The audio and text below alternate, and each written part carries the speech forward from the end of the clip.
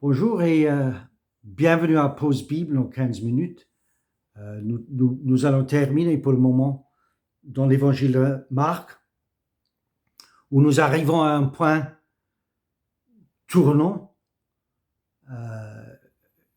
dans l'évangile, parce qu'après toutes ces semaines de mission, d'œuvre, de ministère, c'est le crunch, c'est le moment de vérité où Jésus il va poser la question la plus critique à ses disciples. Mais cette question-là, il nous la pose à nous tous.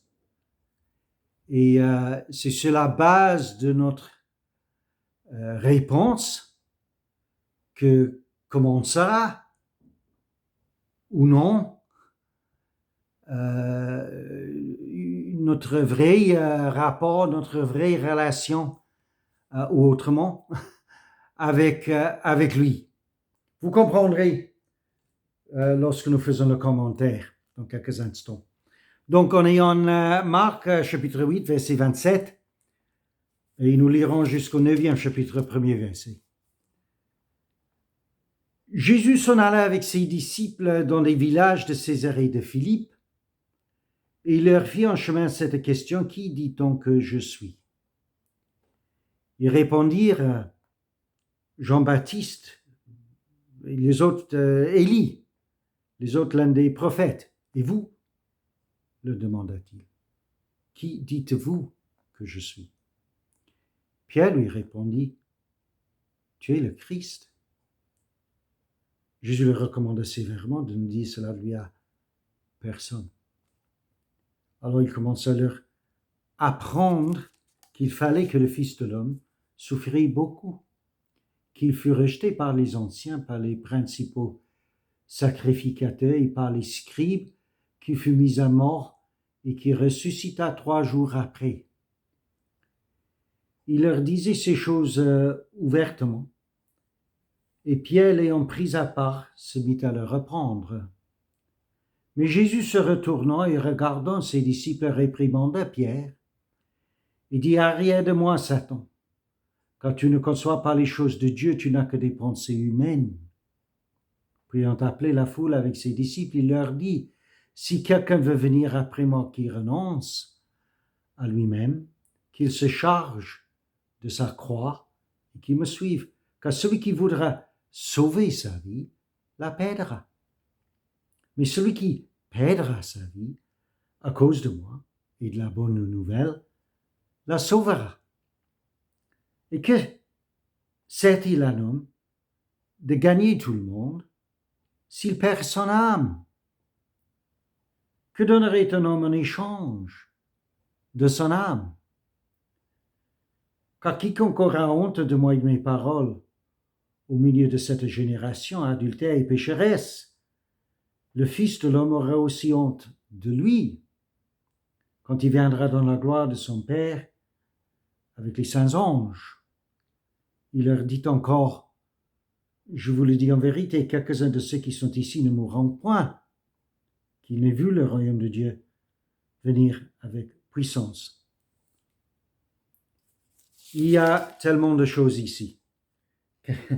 Les quelques minutes qui nous restent ne suffisent pas. Mais vous comprendrez qu'il y a des bruits qui courent toujours au sujet du Messie, et qui pourrait être le Messie, et qui est Jésus.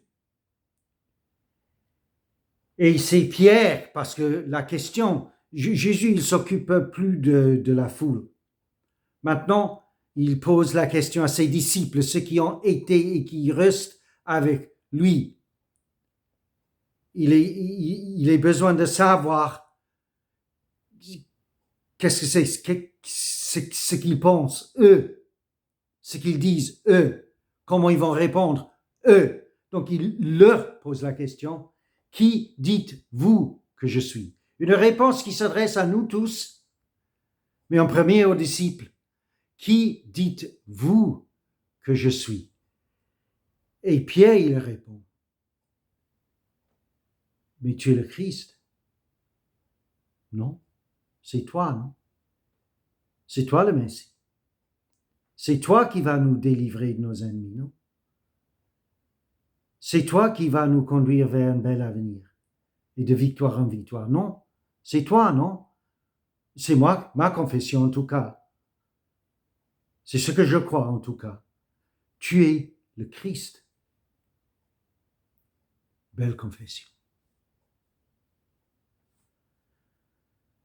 Mais, dans la conception populaire, y compris la conception qui était propre à Pierre, sûrement, oui, le Messie était celui qui allait libérer le peuple de Dieu. Dieu, il allait revisiter son peuple. Et le Messie, le Christ, le roi qui vient, c'est lui qui va nous libérer de nos oppresseurs et qui va nous conduire vers la liberté et un bel avenir.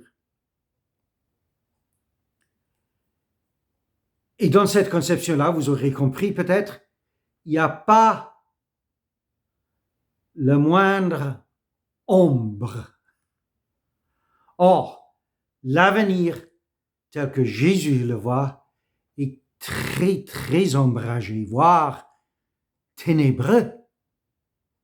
Parce que lui, il a bien compris que la victoire qu'il va procurer, ça va passer par le chemin de la croix. La victoire va passer par la défaite. Et que le chemin qui est tracé devant lui est très sombre.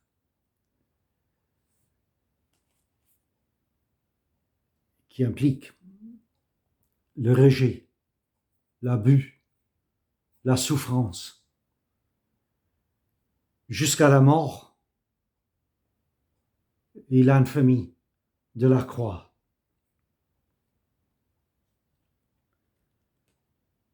La mort de ceux qui sont, d'après l'Ancien Testament en tout cas, ceux qui sont maudits par Dieu. Bon, maintenant, il y a un vrai clash. En bon français, je vous parle de crunch aujourd'hui, et maintenant je vous parle de vrai clash, une vraie dissonance, pour me servir de mots plus propres, peut-être entre la conception de Pierre de ce que c'est le Messie et la conception du Messie lui-même. Et c'est pour cela que Pierre, il reprend Jésus. C'est pas possible. C'est le Messie qui va nous délivrer des siècles d'ignominie, de défaite, d'horreur, de tous nos maux. C'est pas lui qui va prendre tout ça sur lui maintenant. Mais oui, eh bien, oui, mais oui, c'est justement ce qu'il va faire. Il va prendre tout ça sur lui en passant par la croix pour procurer le pardon, le salut, la victoire, la liberté et un bel avenir pour ceux qui... Ah, mais maintenant, encore le problème, pour ceux qui vont le suivre. C'est pour ça qu'on dit que Jésus, il leur apprend des choses ici et qu'il leur parle ouvertement. Il leur cache à ses disciples, il leur cache rien de tout ce qui est devant eux s'ils veulent suivre et s'ils vont suivre à ses pas. Mes disciples, ça va être dur et difficile et les choses vont bien s'aggraver avant de, pas simplement s'améliorer, mais avant de se renouveler et d'être renouvelé. Moi-même, Dieu va me ressusciter le 3e jour. Mais ça n'enlève rien à tout ce que je dois subir et supporter avant ce beau jour-là, qui sera le jour. Bon, donc, alors, si vous voulez être mes disciples, si vous voulez me suivre, si vous voulez m'embrasser en tant que Christ, il vaut mieux que vous soyez bien au fait, au courant de tout ce que cela comprend, tout ce que cela implique pour vous. Je vous cache rien. Mais considérez ceci. Comme je vous appelle à tout abandonner, tout lâcher, tout abandonner, pour prendre votre croix et me suivre, considérez une chose. Qu'un homme, il peut tout gagner dans la vie.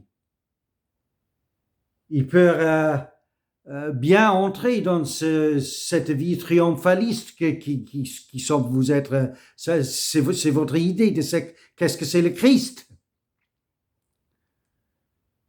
Il peut tout gagner, il peut tout réussir, il peut tout avoir. Mais s'il perd tout ça, et tout en perdant son âme en plus, pour une raison ou une autre, à quoi ça sert à cet homme? Que sert-il un homme de gagner tout le monde s'il perd son âme? Oui, on peut être très bien avancé dans les sondages. Tout le monde vous aime. Mais si tout le monde vous aime et c'est tout ce qui compte pour vous, mais vous-même, vous perdez vous-même, vous perdez votre âme, vous perdez ce qui vous est propre, la seule chose qui vous est propre et que Dieu vous a promis pour l'éternité. À quoi ça sert? Le verset 37 est trop pointu, trop pointu. Que donnerait un homme en échange de son âme? Et vous pouvez bien marquer mes mots aujourd'hui. Je crois que c'est une question que dans nos pays respectifs, dans notre civilisation, c'est une question que nous devrions nous poser. Et pour nous-mêmes, nos propres vies, nos propres familles. Nous, dans le monde aujourd'hui, nous allons vers quel avenir? N'est-il pas vrai que les 2 années qui viennent s'écouler, les 18 mois au moins, vous n'avez pas posé beaucoup de questions? Mais n'est-il pas pour cela que les questions que le Seigneur Jésus il vous pose dans notre lecture, y compris cette dernière, que donnerait un homme en échange de son âme, c'est une question bien, qui s'accorde bien avec ce que nous vivons à l'heure actuelle.